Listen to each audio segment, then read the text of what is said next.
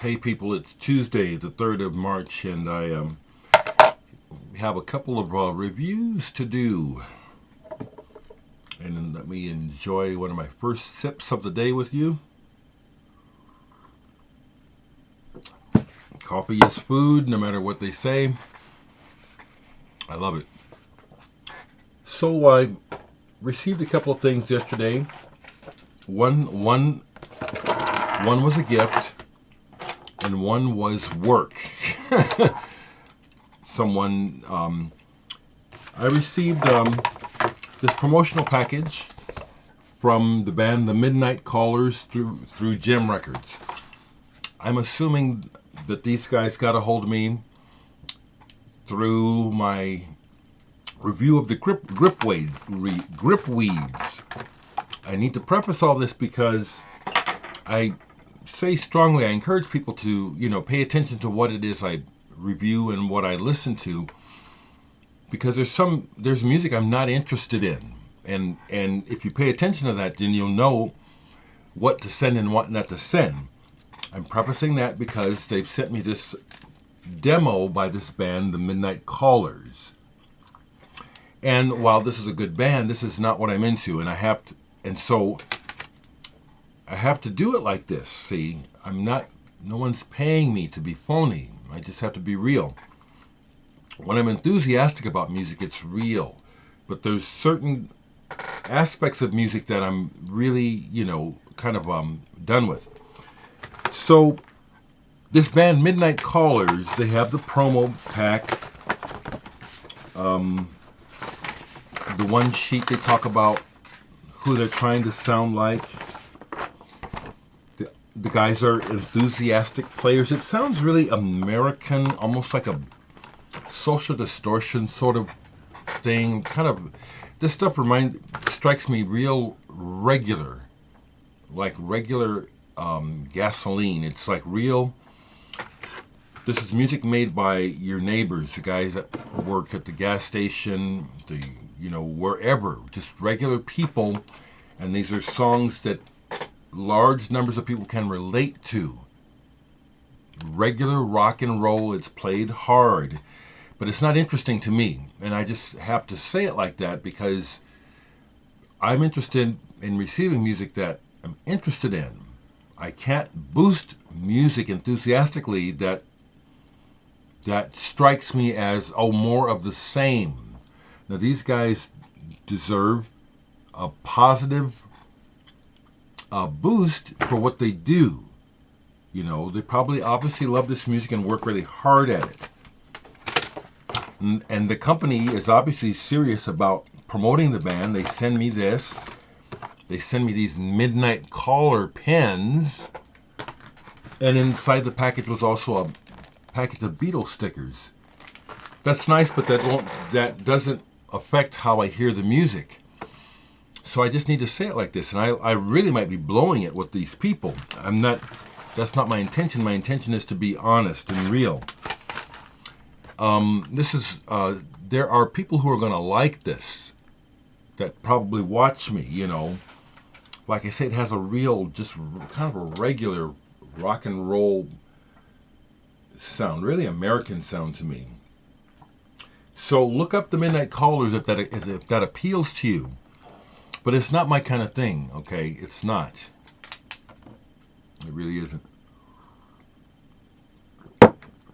Thank you. Notice how I try to say it in a way that's positive, but I'm letting you know that, no, it's not the sort of thing I'm interested in. It's like, I'll say it again, they're good at what they do. And if that's what you need to know, then that's what I've told you. I received a gift from someone who watches, but also my friend was on Facebook, but the person was always using their initials. So after all, I said, well, I don't even know who the hell you are, So he explained, and then he said, I'd like to send you a record I made years ago. I said, sure, okay. So he sends me this vinyl album. It's called The Park, and the title of it is I Don't Believe It Was Possible. The man's name is Philippe Gaudrod. He plays bass and guitar on here. There's no date on here, but I think he told me he made this a while back. Is there a date on here anywhere? No. This is cool. Now, the first thing I'll say about this, and notice the contrast about how I talk about this in the last thing I spoke about. At first, this record is the sort of thing I like to receive. It's obscure. It's self-made. There's no label or anything. I couldn't find it on Discogs or anything. Very interesting. I love hearing stuff like this and finding out about it. I listened to this all the way through once. I need to listen to it again to really connect with it. But I know that my first impression is, yeah, compared to the other thing, this I would listen to this again. I will listen to this again. There's I would say a slightly post-rock thing going on, but not, because the tracks, they play them rather hard where it's when the band is playing, the guitars, bass, and drums. But there's these intermittent voices in French. It sounds like movie dialogue. Some sounds, some keyboards, I think, and saxophone, and other sounds. It does sound somewhat homemade, or rather like these guys are not professional musicians. This may be the first time they've made a recording. I kind of pick up on that. Those aspects of this make this much more interesting to me to listen to and to have an experience with, as opposed to hearing something that is tailor-made for the market. I do wish these guys well. This is tailor-made for the radio. Can they get on the radio? I'll do this for them. The Midnight Callers would sound great on the radio driving down the road. Could we get them on the radio?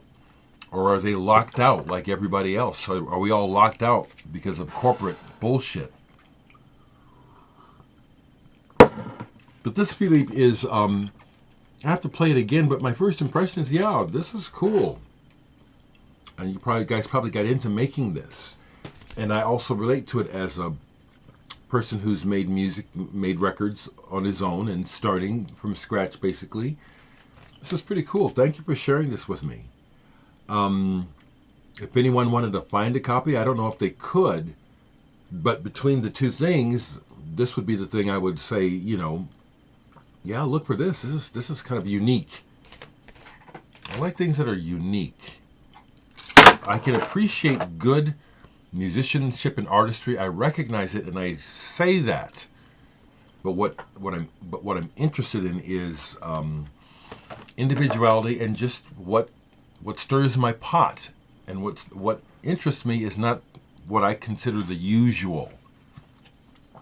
I mocked up a copy of the Egypt CD, Phoenix Rising. I don't know that this is coming out physically, but this is, besides my CD that I'm getting ready to release myself, and I hope I get it this week, I might have been wrong. This just came out internationally digitally through Bob Marley's label Tuff Gong, which again to me has a lot of personal meaning. To have my work on his label has a lot of personal value to me. But I needed to make a physical copy for this for myself, just to make it more real. I don't know that it's getting put out on CD. I hope so. I think things like that depend on sales. I know that Phoenix is really pushing this, and it's pretty good. Two of my tracks are on here. Honestly, I can say this is pretty good. It's not great. It's a beginning. I'm really glad to be a part of it. I think it's pretty good. And I do think that she could amass her own following as that gets exposed. Okay? Some other stuff before I go. I did pull my Frank Zappa's Hot Rats. I don't need the new expanded edition. I won't buy it, but if someone buys it for me, that'd be great, but I'm not going to buy it. But it was great to hear this all the way through. Made me realize that I had never really listened to the last song on the album. I had never committed it to my memory. The last song is It Must Be a Camel. This is a reissue, which Dweezil's band played beautifully. The other thing I want to say, Adam, if you happen to see this, is I was impressed with the whole band, but I was impressed with your... Adam is a multi-instrumentalist. He played everything from keyboards to guitar to percussion, flute, and he sang a bunch of Frank Zappa's vocals and did it very well. You're a hell of a musician, Adam. So I pulled that. A couple other things. I have a bunch of club dance techno music that I was able to acquire cheaply years ago. And I do enjoy it just to listen to. And I actually sometimes, if it's really good, will get up in here and dance. It's part of... I do keep myself in some kind of shape. But one of them that's still sitting out is this Gregor Tresher. Gregor Tresher. And this is on the Tresher label. I understand that's historically an important label regarding techno. This is really good. It's still sitting out, so I thought I'd show you. I have a lot of this stuff, actually.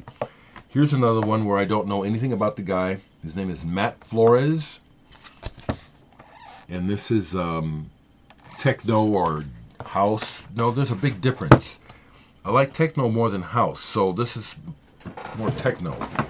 The house is where it's all that singing and stuff, you know. Have those out. I see people online in my groups, they'll post stuff they're listening to, and it will, I love it because it will remind me, well, I haven't listened to that in a long time. I forgot what it's like. I mean, that happened yesterday. So I pulled this Red Noise. It's a French band from the early 70s. Patrick Vian was in the band. Apparently his father, Boris Vian, is famous in France. But this is called Red Noise, Sarcelles-Locheres. I'm not sure I'm saying that right.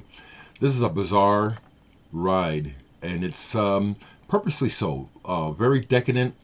At the times when they made it, I get the impression they were really thumbing their nose at the establishment with that album. But it's a better listen than the first time that I listened to it. I enjoyed it yesterday. Mike Davies online, who, interesting cat. There's some association with this guy with the music industry in his past. I haven't figured it out yet.